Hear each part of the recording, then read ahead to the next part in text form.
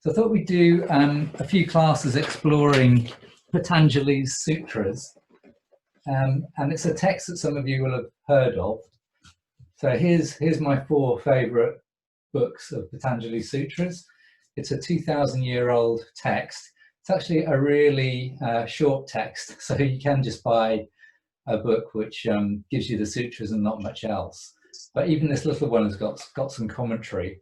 And then in other authors will take 400 or 500 pages of small text to explain the meaning of every single line of text. So if we think about where yoga comes from, all yoga comes from Patanjali Sutras, and it's a 2,000-year-old text. It was created before the printing presses during the oral tradition, and that's why they condensed all the nuggets of wisdom that the sutras contain into the shortest possible number of verses, around about 200 verses. It's almost like reading poetry at times. And by doing that, they could then pass on that teaching from one generation to another by memorizing the text. And they spent a lot of time chanting. So the whole yoga tradition of chanting is mainly rooted in the transmission of knowledge from guru to disciple down a lineage. Now we've got the benefit of printing and many commentaries, and the text is accessible to anyone.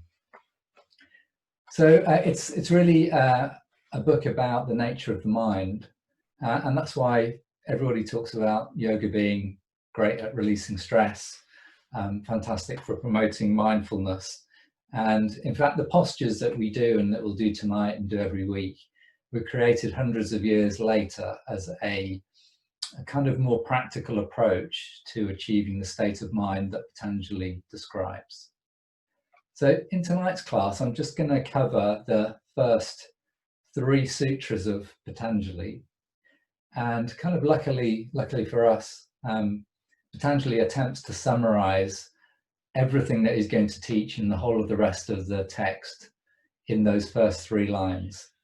And those first 3 lines are like this. They go, Atha Yoga Nushasanam. It's written in Sanskrit, the language of chanting, and the ancient Indian language that is hardly spoken. There's just one tiny area in India of 20 or 30,000 people where it's still a spoken language. So it's mainly a language of scholarship and chanting and sacred texts.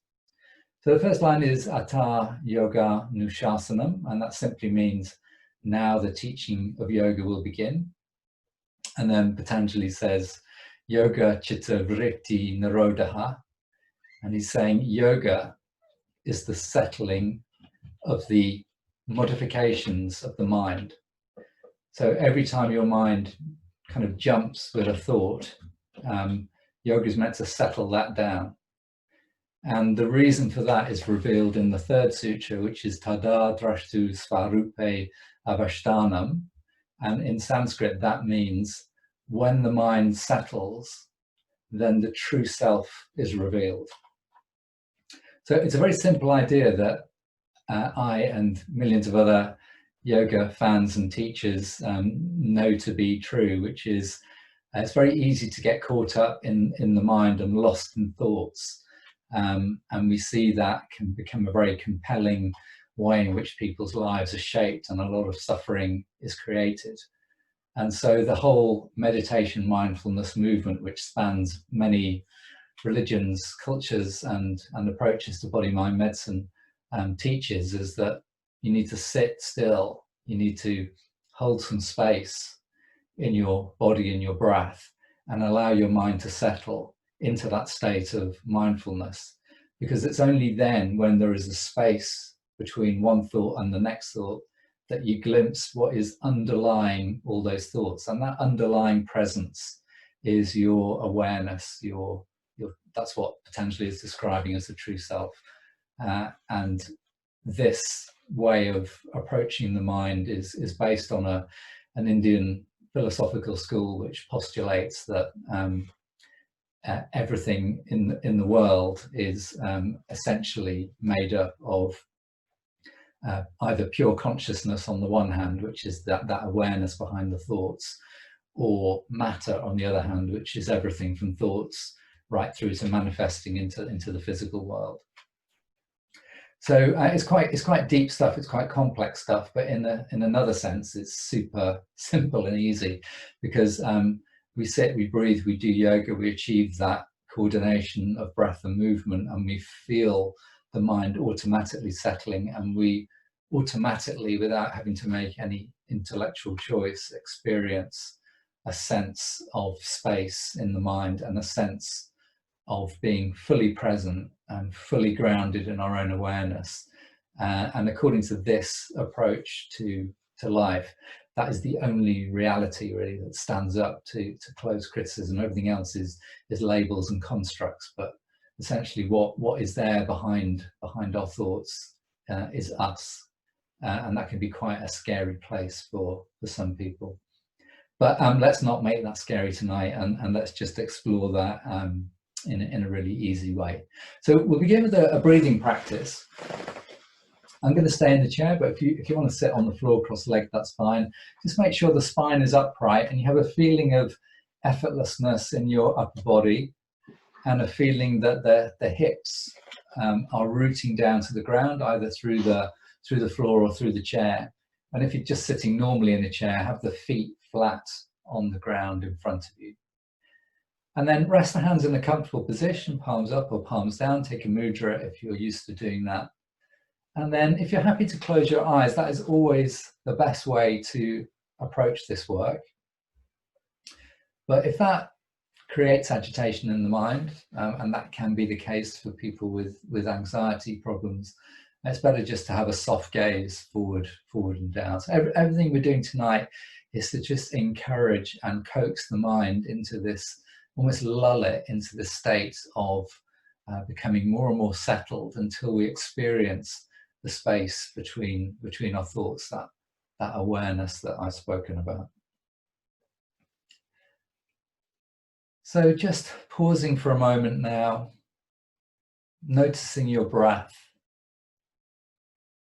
coming fully into being present right here, right now.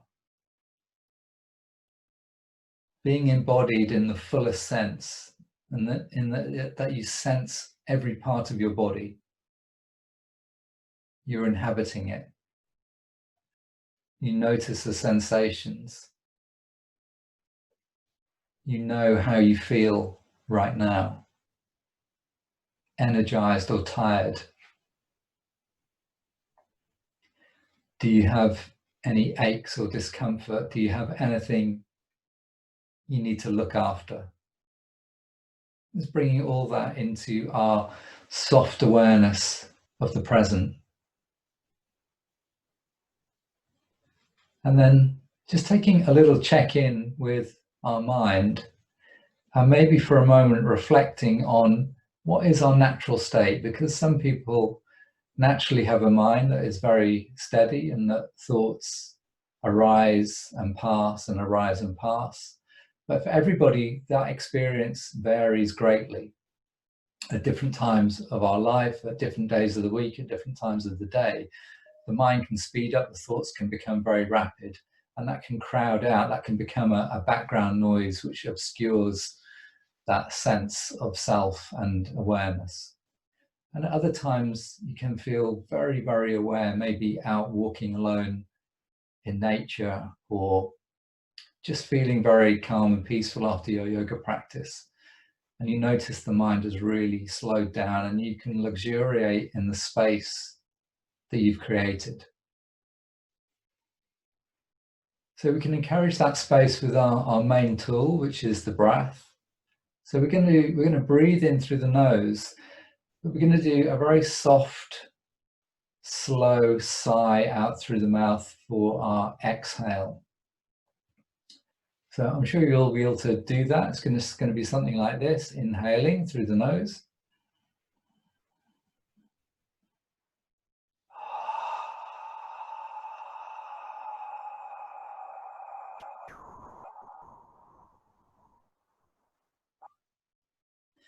Just softly close the mouth at the end of that exhale sigh and breathing in again through the nose. So the exhale is considerably longer than the inhale. And we're just going to have a sense as we do this breath for 5 or 6 more times that we are breathing out all the thoughts that are currently occupying the mind, literally using that image of breathing the thoughts out of the mind and creating space and clarity in the mind.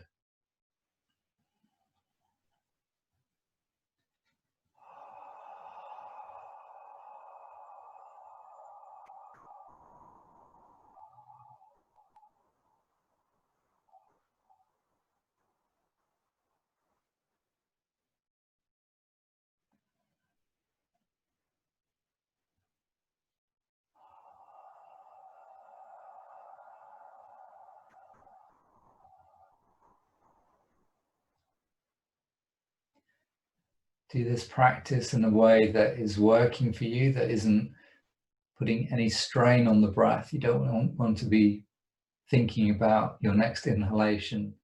That will create a new set of agitating thoughts.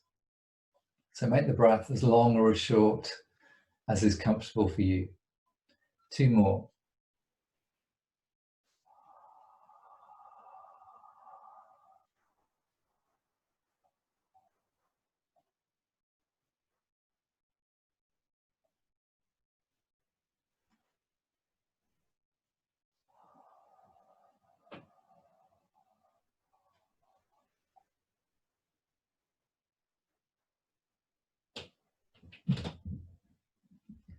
And at the end of this next exhale, just noticing whether you have already begun to unwind the speed at which your mind is working. You've slowed it down perhaps. You're more aware of the spaces between the thoughts. And we're coming more and more fully into this present moment where we're no longer thinking about what has gone before or what may come ahead. And I was thinking even in some of the most stressful situations in life, you can just use that breath, that long, slow sigh to have that instant calming effect. And I think, I've noticed that even with in the middle of a rugby match, the player who has to try and kick the ball over the post after a try for another score, you can see them doing the long exhale to just focus their mind on what they need to do at that moment. So yoga and rugby, that's probably a different class. We're going to come down now to the mat, and we'll come back to using the chair a little bit later. So what I'd like to do is come down and support the back of the head with a blanket or a yoga block or both.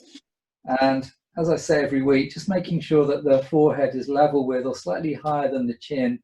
And you want to feel that the back of the neck is getting a very slight sense of lengthening in this position. So we tend to spend all day with the chin slightly forward. Everything is in front of us, and over the years the head moves forward. That's a really common postural problem, and that can lead to all sorts of postural problems and lower back pain. So we want to use the yoga practice to just help with that. So by raising the head slightly, and even a little bit more than you might think, to get that forehead slightly higher than the chin, you can feel yourself creating the space, and that's going to help you bring the head back over the center of the body in your seated and standing postures. We're going to bring the knees in over the chest and just start with a little bit of rocking from side to side. And as you rock the knees from side to side, with that long neck, just gently rotating the head the opposite way to the knees and beginning to mobilize the neck and the spine. And then coming back to center, letting the arms be straight, so you're just holding onto the shins, stopping them dropping away from you, and just creating space now for a nice, deep, smooth inhale through the nose. And then as you exhale, and we're back to exhaling through the nose now, you're going to bend the elbows and draw the thighs in. But we're going to try to keep to this idea of having a longer exhale during the class. But everyone's ability to stretch that exhale is a little bit different. So you're just going to work at your own pace. And it's going to give you a little bit more time with that long exhale to really deepen your experience of some of the stretches and some of these mobilization practices. And it'll give you just that little bit more time to notice what you're sensing in the body. And that process will also help to create the space in the mind that we're focusing on tonight. So what we'll do now is just bring in the right leg and take the left foot down onto the floor and holding the back of the thigh or the shin. And then you can either keep this left leg bent, or if you want to work a little more strongly, slide the left leg straight and pull the toes back and really lengthen from that left heel all the way through the left hip, up through the center of the body, out through the crown of the head. Inhale, arms straight. Exhale, drawing the right thigh in all through that long, slow exhale. And breathing in, relax the knee away. So do a couple more in your own time. The long sighing breath that we did at the start of the class, of course, is a stepping stone into Ujjayi. So if you are able to breathe in and out through the nose while creating that soft sighing sound, that will give you that additional little bit of control over your breath and enable you to stretch it even further.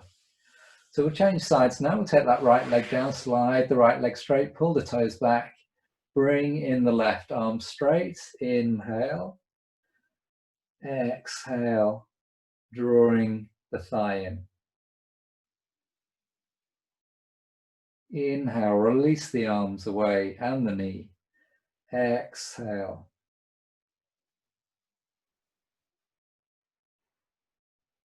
Long, slow exhale through the nose. If you're not used to doing Ujjayi and you liked doing the slow sighing through the mouth, there's no reason why you can't continue with that as your exhale practice for this class, or use it occasionally if you would like to. So just one more on this left leg.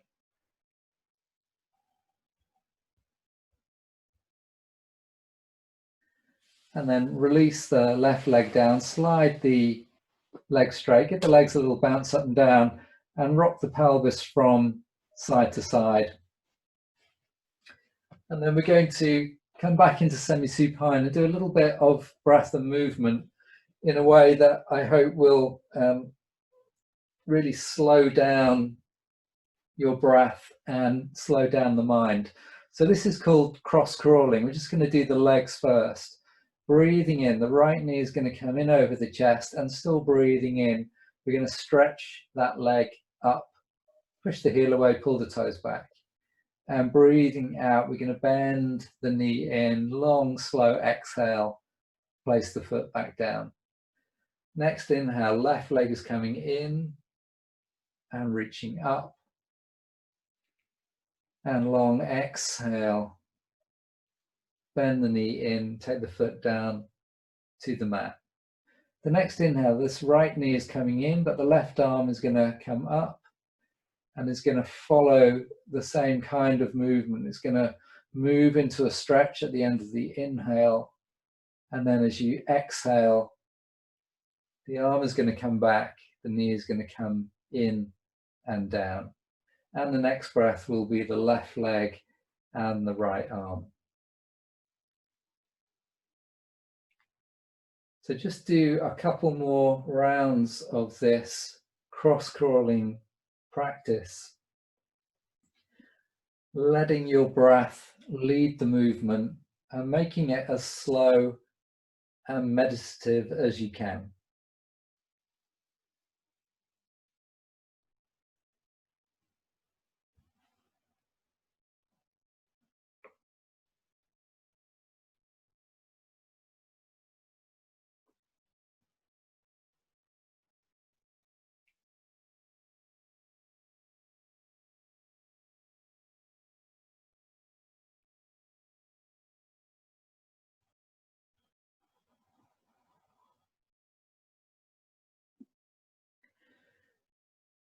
And this will be the last one.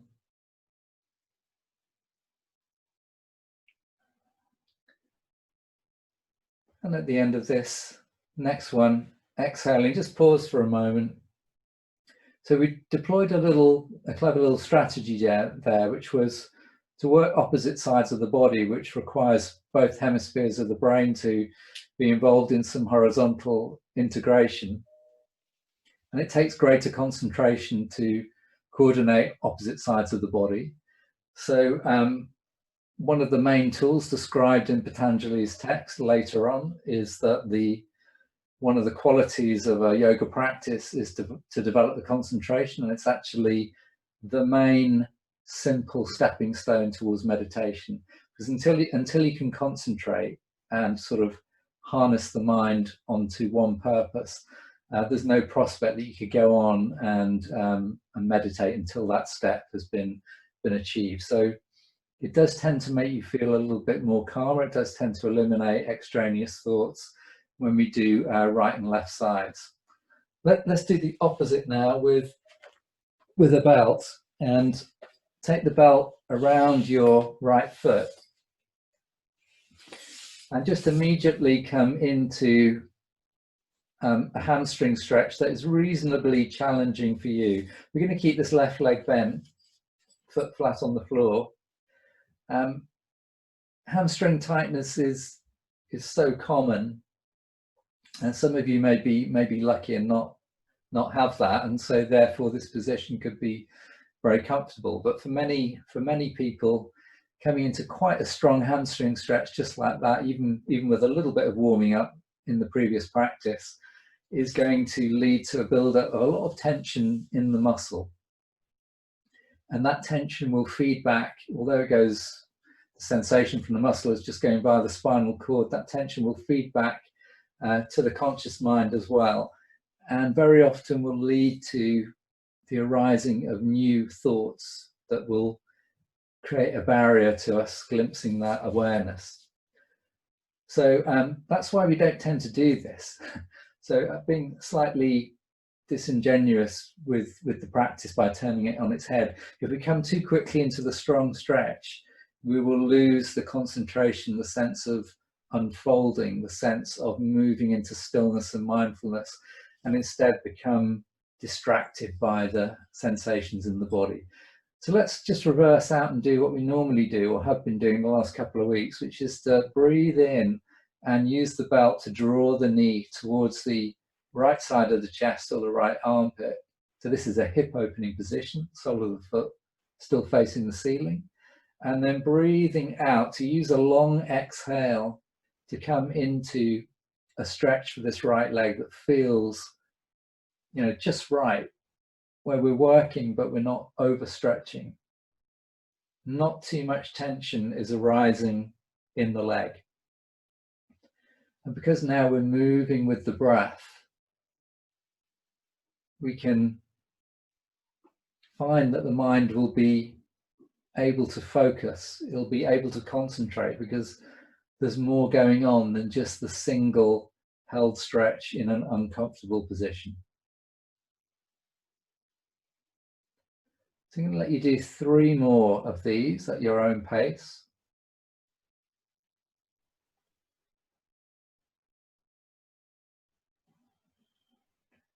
Remember to keep the shoulders as relaxed as possible as you're working on this.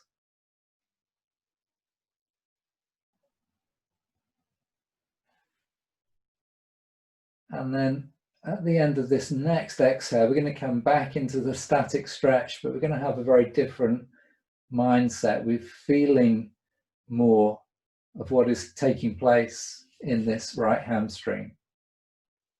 We're able to breathe and use the long exhale to just explore the limits of our flexibility, our current limits, without pushing into a place where the contraction in the muscle to resist the stretch is going to re-agitate the mind. So three more breaths here.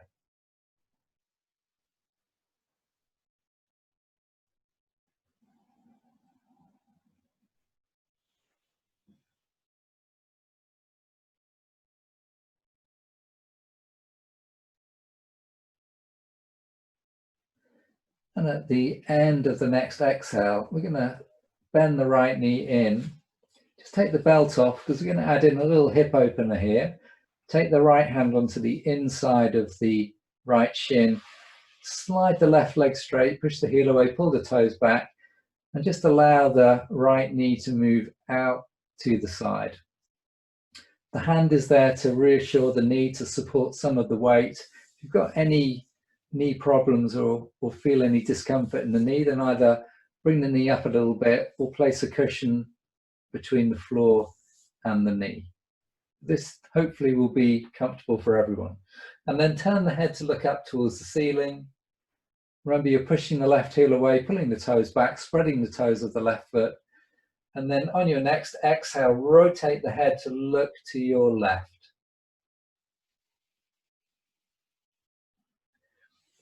And try to take 3 breaths here, using the lengthened exhale just to soften a little bit into this hip opening and to this neck release and left leg stretch.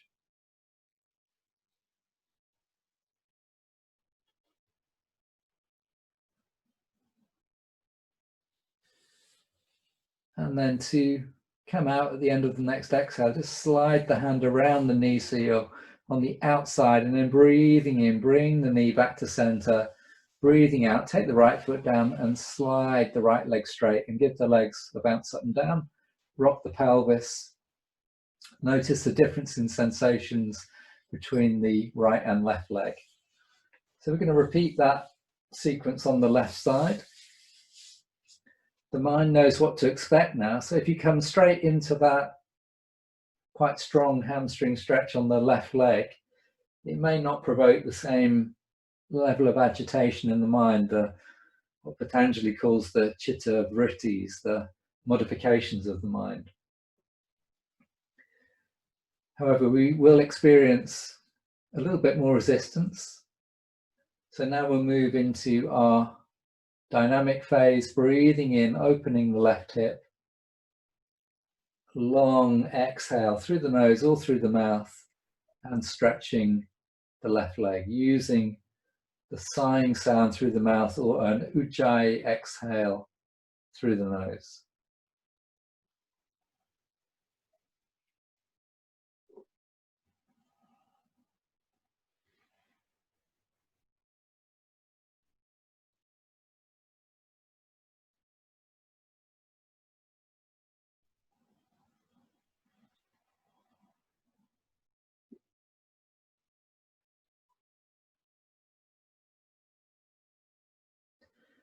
And just one more of these.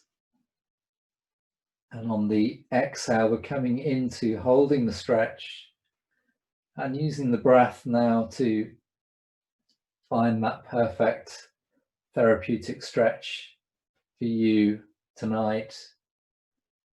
Working that left hamstring, finding the length there, but not trying to overdoing it, not trying to bully the muscle or bully your own body into a stretch that it's not quite ready for.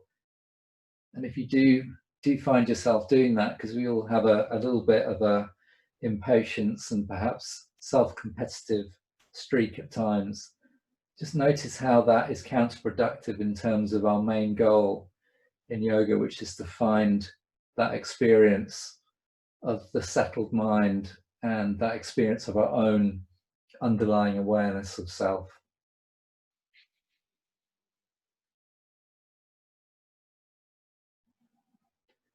Two more breaths in this stretch.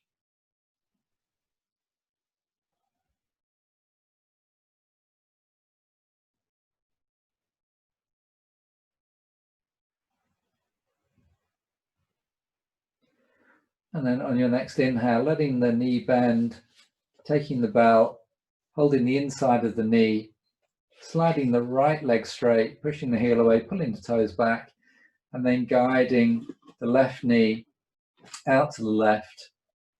And when you're ready, with that nice long back of the neck, turning the head the opposite way, turning the head to the right.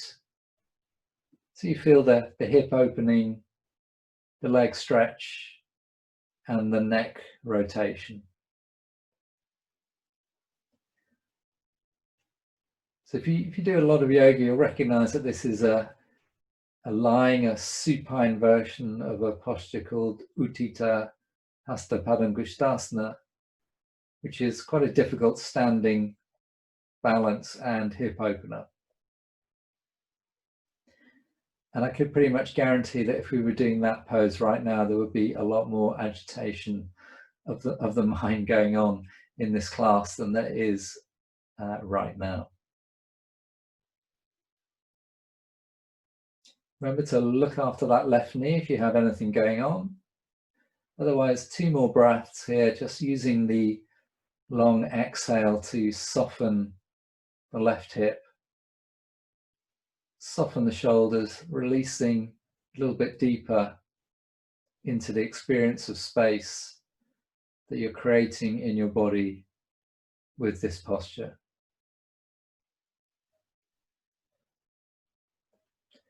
And then breathing in, slide the hand to the outside of the knee, guide it up, turn the head to center, release the left leg, slide the left leg straight, give the legs a little bounce, rock the pelvis again, and just notice the difference in sensations in the legs compared with before we did that set of practices. So should be feeling a lot more energized, maybe softer, maybe more spacious. So let's bring both knees in and just do our more usual hip opening practice of circling the knees wide apart, breathing in for half a circle and breathing out for the second half of the circle.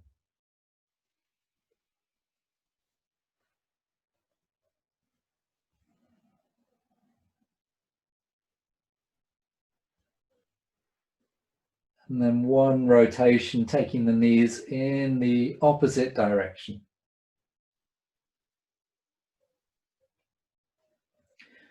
Very nice. And then this time we're going to place the feet back on the floor and we're going to use the belt once more. We wouldn't need the belt around the front of the ankle. So one way of getting that into position is just to hold the belt like this. If you're able to see the camera, bring the knees in over the chest, place the belt around the front of the ankles just above the foot, then take the feet down hip width apart and then wrap the hands once around the belt. This is going to give you the belt is going to kind of give you longer arms as if you were holding your feet. So we're going to be lifting the pelvis up into this position. Before we do that, just slide anything away from under the back of the head. That's to get your shoulders fully on the floor. Some of you might even benefit from having a folded blanket under the shoulders and nothing at all under the back of the head. That will shift the weight more clearly into the shoulders. So if you feel any weight in the head or the neck, then you probably need the blanket under the shoulders. We're going to work fairly gently though. So breathing in, exhale and draw the navel to the spine and feel the lower back flatten against the floor. As you inhale, rock the pelvis, feel the lumbar curve, the lower back curve come back. Exhale, flatten it to the floor. Engage abdominal muscles. Inhale, lumbar curve. Exhale, lower back flat on the floor. And now hold the lower back flat on the floor, but continue to breathe steadily. And just see how well you can shift the breath up into the rib cage and the upper chest, so you can maintain stillness in the abdomen. So the abdomen is no longer moving up and down with the breath because you're engaging some core muscles to stabilize the lower back. That's going to help us do the back bend in the upper back when we lift the pelvis. That's the next thing that we're going to do. Breathing in. We're going to push through the feet, float the pelvis up into the air, keep the tummy drawing in, eyes and head centered. And as you exhale, try to roll the spine down from the top to the tailbone. So just working with the breath now. Each time you inhale, lifting the pelvis. Each time you exhale, rolling the spine down. Think of the first movement as strengthening for the legs, for the core, for the muscles of the shoulders as you press the shoulders down towards the mat. And the exhale is a softening. It's a slow release, but also a softening of the spine. And you're trying to allow every vertebra of the spine to play its part in that lowering process.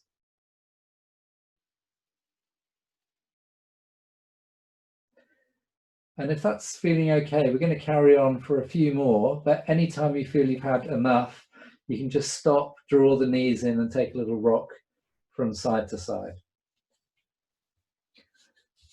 So one of the great pioneering yogis was B.K.S. Iyengar, who wrote Light on Yoga, and who created a vast range of variations of classical yoga postures and had obsessively detailed instructions in terms of what students could and, in his view, should experience in different postures. And although we tend to be a bit less prescriptive these days, that attention to detail of what is taking place in the body is also a really useful technique in Hatha Yoga, which is what we're doing now, the yoga of body and breath practice.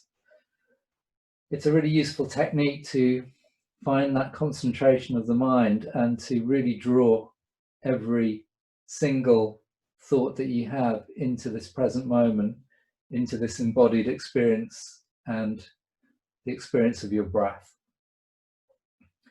So if you're still working, make this the last one.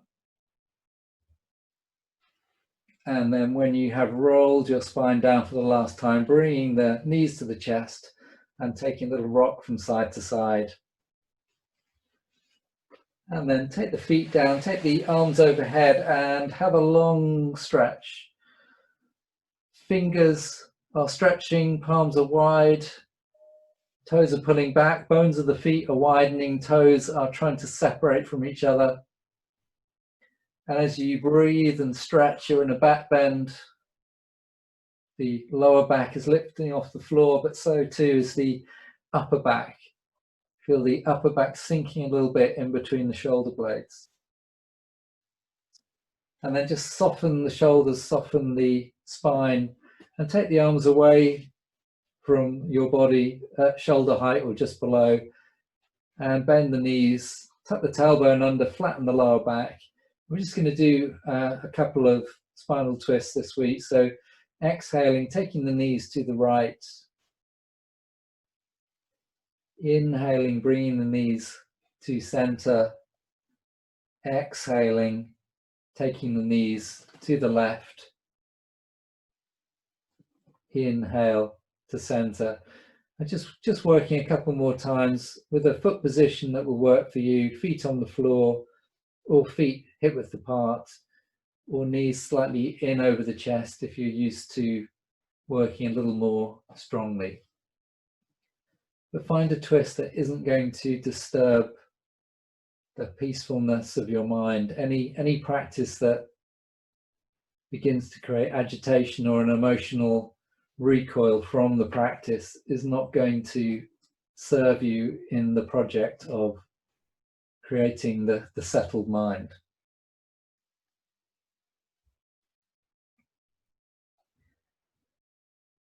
And then the next time your knees have been down to the left and come back to center, hug them in one more time, take a little rock from side to side, and then we're going to roll onto our side and come briefly onto all fours.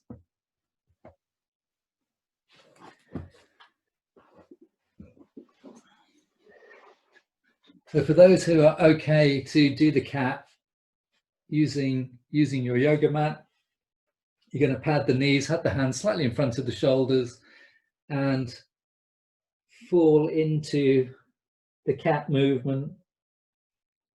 Breathing in, sinking the spine between the shoulder blades, widening the sit bones, just lifting the head a little bit, and exhaling, reversing into the cat arch position.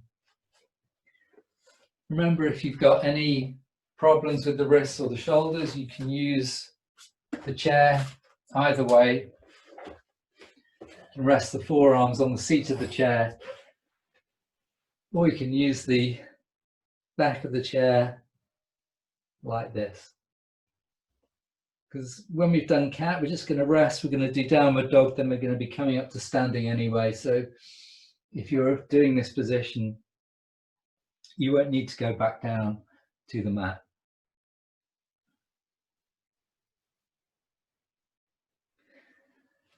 So make the next exhale your last cat, and then take a little rest. If you're on the mat, just going to make a pillow with the back of the hands, rest the forehead down.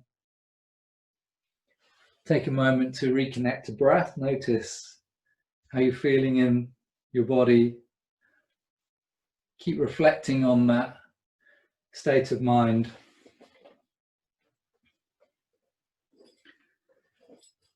And then we're going to come into downward dog. We'll do 2 dynamic dogs coming in and out with breath. And then those of you who'd like to hold it for a little bit longer, please feel free to do that. So from the cat position, tuck the toes under, take a breath in and open the chest, roll the shoulders back. And then breathing out, take the head down, push through the hands, draw in the core and lift the hips high, lining up the hips, the shoulders and the hands. Take a breath here, lift the sit bones. And then exhale, long exhale, bring the knees back down.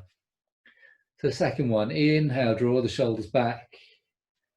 Exhale, head down, hips up. Inhale, lengthen the spine.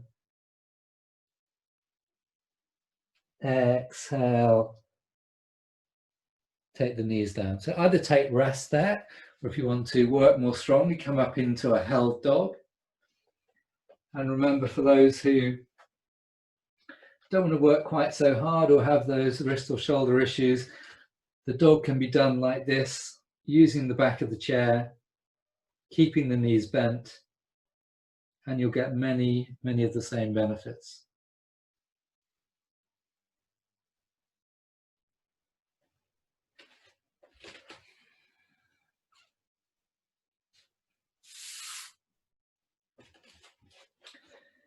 And then in the next breath or two, we're going to either walk the feet in behind the wrists if you're doing dog with the hands on the floor, or coming up to standing.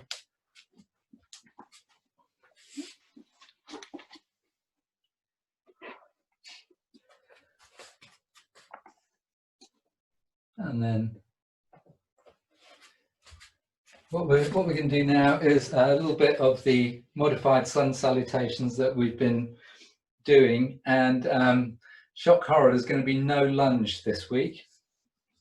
We've been using the chair to lunge every single week for the past 2 or 3 weeks. So just notice how that affects the mind, relief or agitation. But I have something that will hit the same sweet spot for you in a short while. So our sun salutations, we're going to start with the palms together in front of the heart, feet hip width apart or a little bit wider. And I'm going to show you how you can use the back of the chair in this sun salutation if you are not taking the head lower than the heart, so high blood pressure, glaucoma, or any other reason. But it's a good shoulder stretch as well, so you might want to try it even if you're not in that category. So breathing in, draw the shoulders back, palms facing forwards, kind of cactus arms position, opening the upper chest. Breathing out, bend the knees, reach for the back of the chair or take the hands onto the thighs if you know this sequence already. Breathing in, come halfway up, that's to work the back muscles, flat back. Breathing out, release forward again. So you see, if you're using the back of the chair here, this is all about stretching and releasing the shoulders. If you're on the thighs, it'd be more about tipping forwards into the hamstring stretch for the forward bend. Bend the knees, flat back, inhale, come back up, open the heart. Exhale, palms together. Breathing in, slide the palms up. And exhale, sway to your right. Breathing in, come up to center. And breathing out, bring the hands in front of the chest. Breathing in, reaching up. And breathing out, exhale to the left. Breathing in, reaching up. And breathing out, hands in front of the heart. We're going to do a couple more. So the two things that we are exploring here in terms of our theme of trying to settle the mind, Chitta Vritti Nirodha, as Patanjali is teaching us. So one is to let go of expectations. If you normally do an Ashtanga sun salutation, the mind might be saying, you know, this is less. It's not what you're used to. So that can create agitation. And when those agitations arise in the mind, the technique that Patanjali advises is to simply notice, to witness those fluctuations of the mind and to not attach to those thoughts.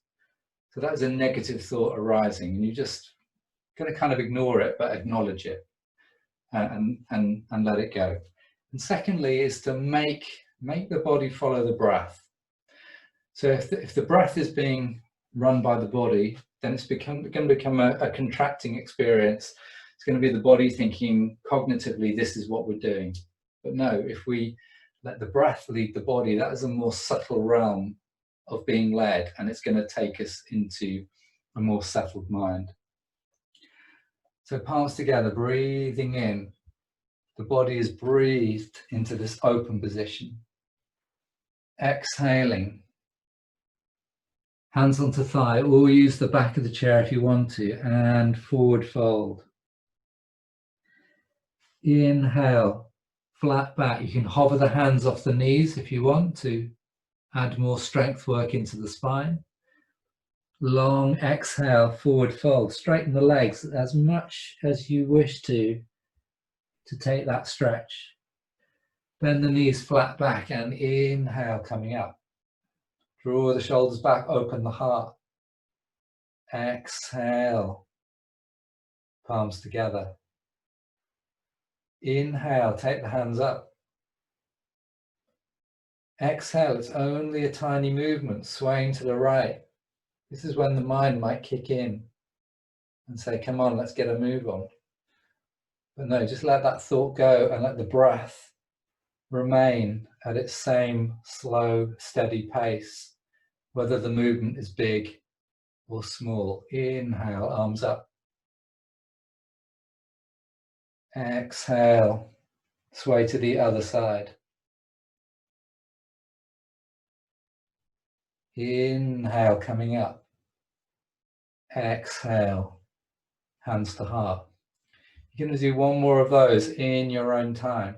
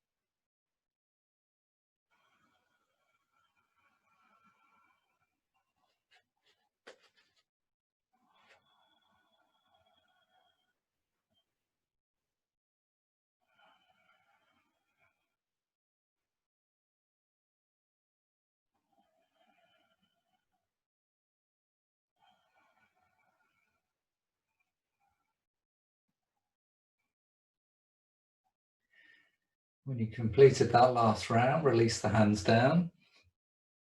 Relax the shoulders. If you're happy to close the eyes, just close the eyes for a moment.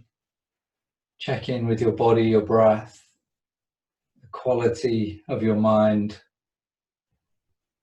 It's really important throughout the process of settling the mind to cultivate that attitude of non-judgment. You're simply witnessing what is taking place in your mind in quite a kind and compassionate way, and not judging yourself for either having a very agitated mind or feeling smug if your mind is very, very settled already. Okay, we're gonna finish our sort of standing practice with a balance, and we're just going to rotate the shoulders back, turn the palms out, and as you breathe in, sweeping the arms up and lift the toes initially, palms together, and exhale, come down through the midline and relax the toes down. Next one, we're going to tip the weight forward and float the heels just a centimetre off the mat, and exhale, coming down. And once more with the heels again, inhale, and exhale. And then I'll lead into our main balance. There's a little bit of the heron. So you remember this is the arm position. The arms mirror the breath, inhaling, arms going out, exhaling, arms coming down, and just shifting the weight from side to side. Begin by just lifting the heel, placing it down, lifting the other heel, exhale, down. The chair is there if you need support for your balance, or you can use a wall. If it's feeling possible for you, then we're going to lift and lower the leg with the breath.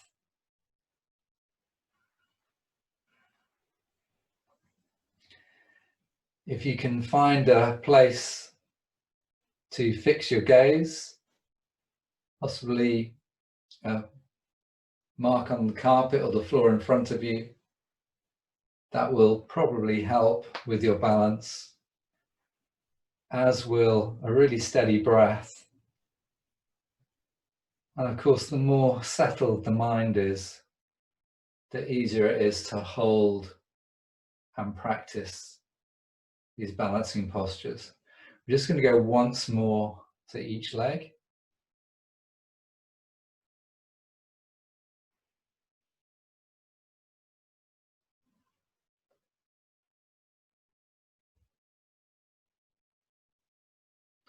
And release, give the arms and the legs a little shake. Take the hands on the back of the chair. It's going to be good for everyone, even if you're going to attempt this balance without any support.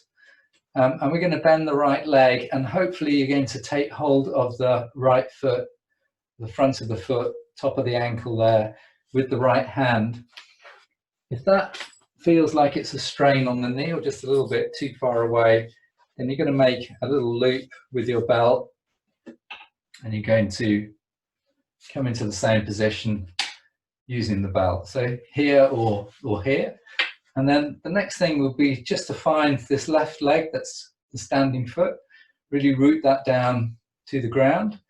And then at the same time, begin to draw, so the knee will be slightly forward, draw the right knee back until the knee is level with the standing leg knee. And with the heel pulling in, this will also already be quite a significant stretch to the front of that right thigh. Keep the hand that is on the chair quite light, so you're not leaning into it. It's just there for a reassurance, really.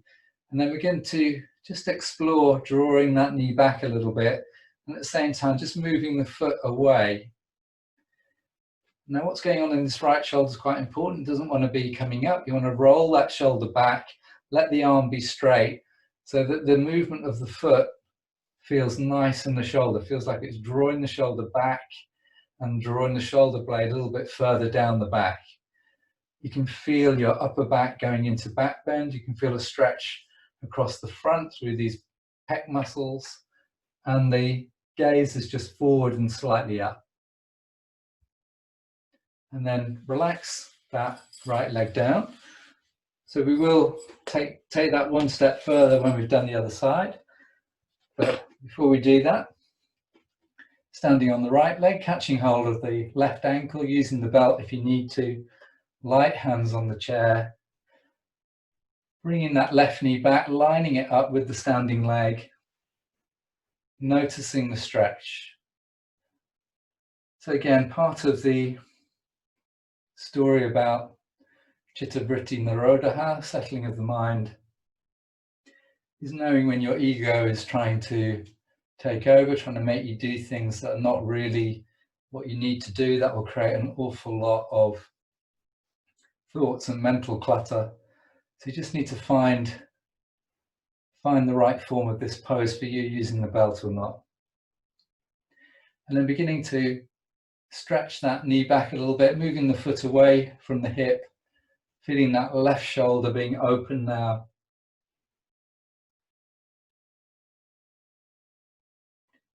And then releasing the left leg.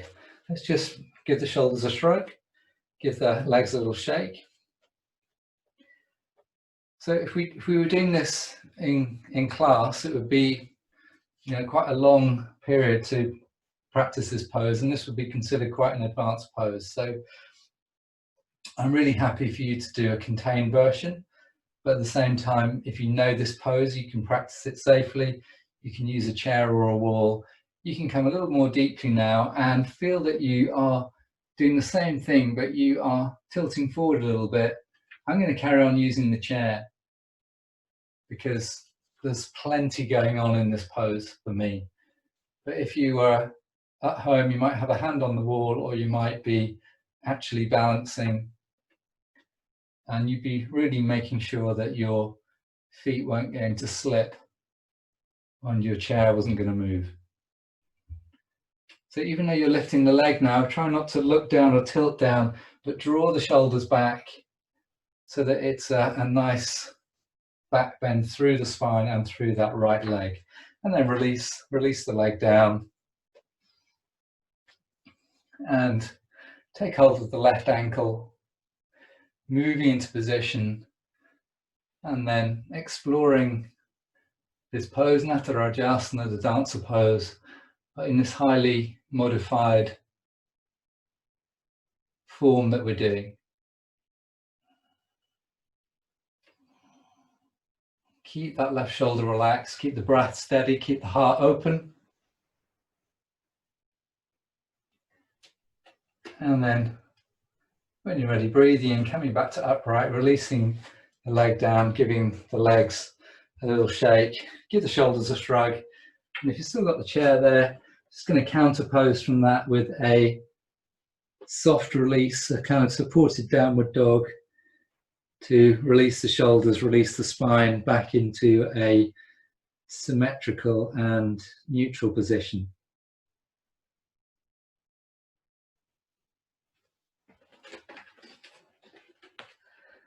So that brings us to our closing pose ahead of our relaxation.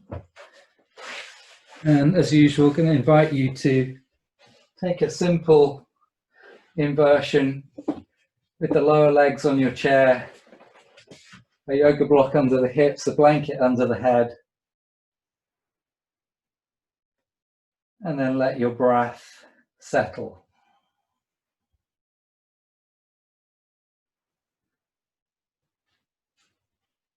If you're happy to close your eyes here, let your eyes close, otherwise take a soft gaze up towards the ceiling. And just notice how you feel, particularly reflecting on whether that pose, which I deliberately put in quite a difficult, challenging pose to test our progress through the class of enabling the mind to settle and to calm down. So did that create a lot of stimulation, anxiety, thought waves? And if so, can you now just let all that settle back down again? So part of the story about learning to go through a yoga practice and a yoga life journey that is going to lead progressively to a more and more settled mind is to recognize the the appropriateness of each practice and make it work exactly for us in a way that maximizes that benefit of mindfulness, awareness, and the settling of the modifications of the mind. So we are going to come into relaxation now. So you may wish to take your legs off the chair and lie on your back, either with the knees bent or the legs straight.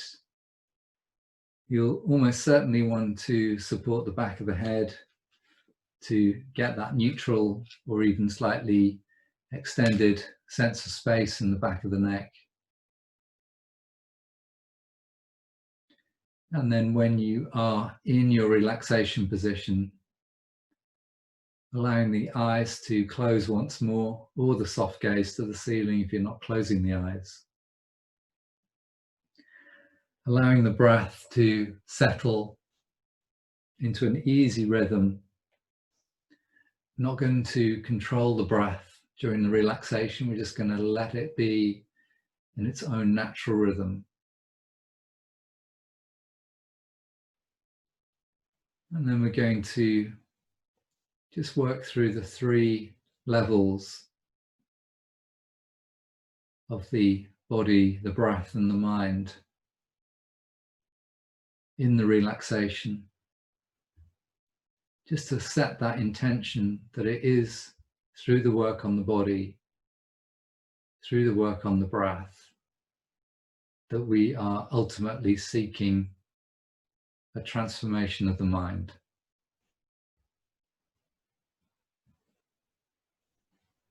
So when you notice your next in-breath coming into the body, take your awareness to the whole of your right leg. And as you exhale, imagine the whole of your right leg softening and releasing.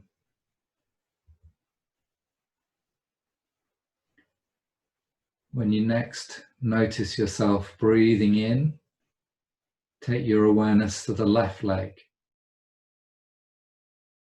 And when you breathe out, invite that left leg to experience the same sensation of softening and release.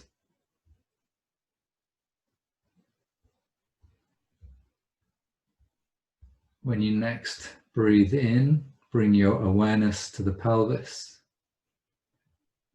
And as you breathe out, imagine to yourself space, space, space, softness in the pelvis. When you next breathe in, notice the abdomen. Perhaps the abdomen will be rising as you breathe in. And as you exhale, think of softness, softness, softness in your abdomen. When you next breathe in, awareness to the lower back. And as you breathe out, release, release, release. Awareness to the upper back and the rib cage, breathing in. And as you breathe out, think of space, space, space.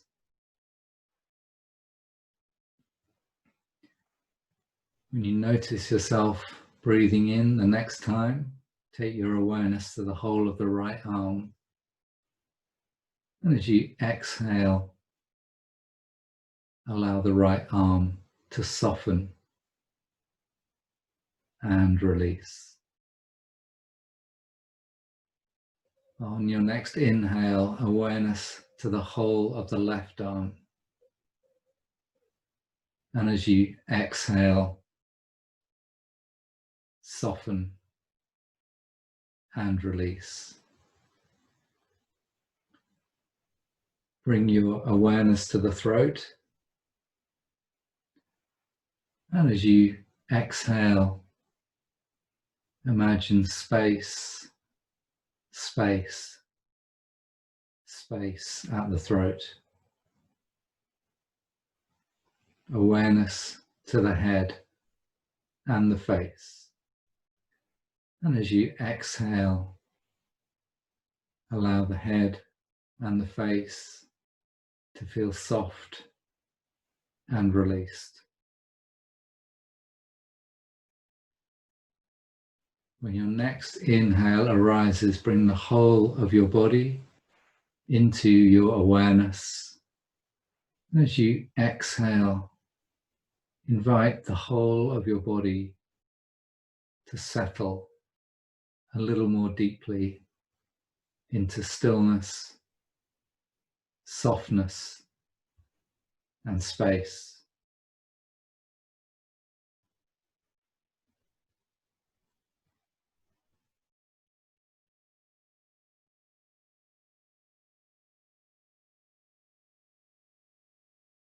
Now moving into the subtler realm of the breath, and just taking a moment to notice the breath flowing in.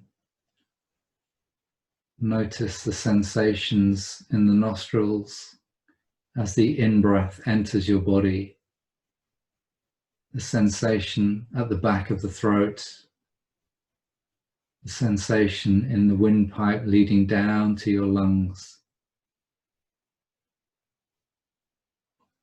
Notice the sensation of space being created in your body for your in-breath. And as you exhale, notice the release, the reverse direction of your breath, the sense of warmth of the exhale in the throat and the nose as your exhale leaves your body.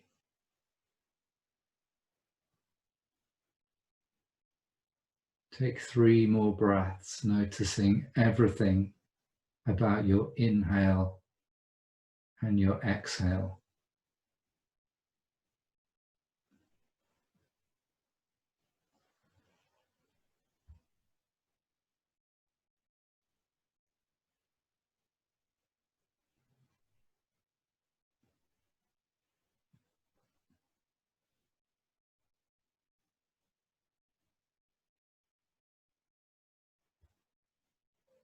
Finally, bring your awareness to your mind, which almost sounds contradictory.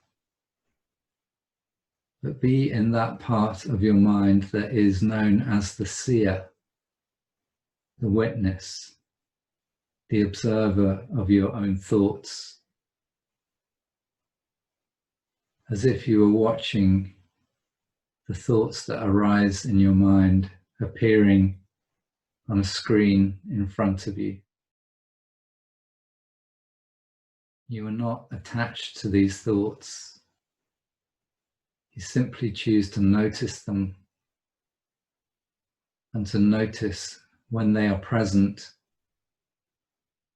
and to notice the space when no thought has arisen and to be in that experience of simple awareness and the experience of knowing that that is the underlying state of your being upon which these thoughts are able to arise and make their impression.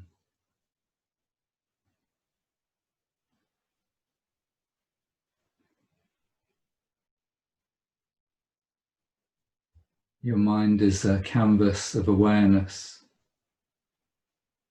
The thoughts are temporary colours, often bright colours from the paintbrush, but they quickly fade until you have the stillness, the clearness of the canvas once more.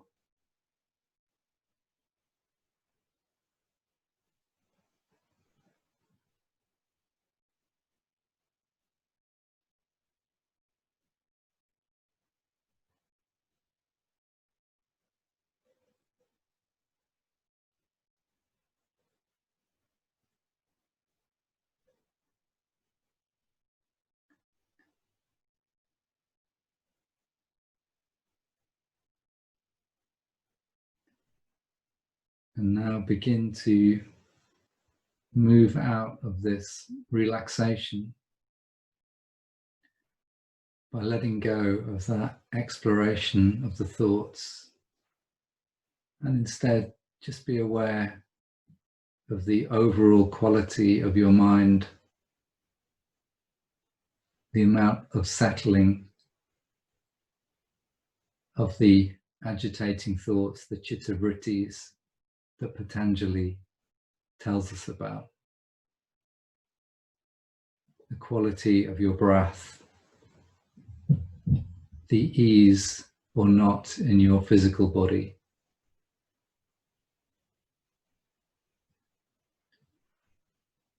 And then on your next inhale, deepen the breath and stretch into your arms, stretch into your legs, move the fingers, wriggle the toes, stretch in any way that feels good. And when you're ready, if you're lying with the legs straight, bend the knees, roll onto your right side. Take a moment or two there and then come back up to sitting, either sitting on the floor or sitting back in the chair.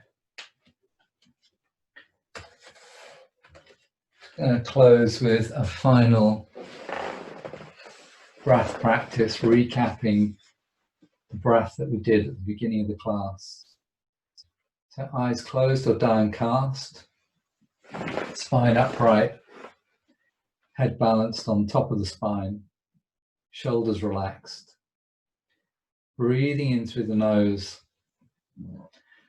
long, slow sighing breath through the mouth.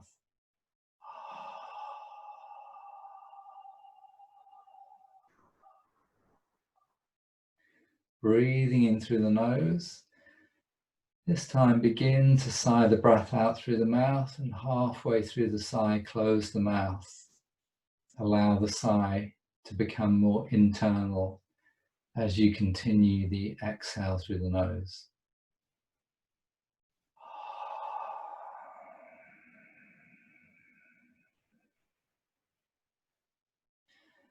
During the next exhale, just exhale the sigh through the mouth for the first third of the breath, and then close the mouth and do the rest of the exhale with the sighing sound through the nose. And then the last two breaths, inhaling through the nose and long sigh out breath through the nose.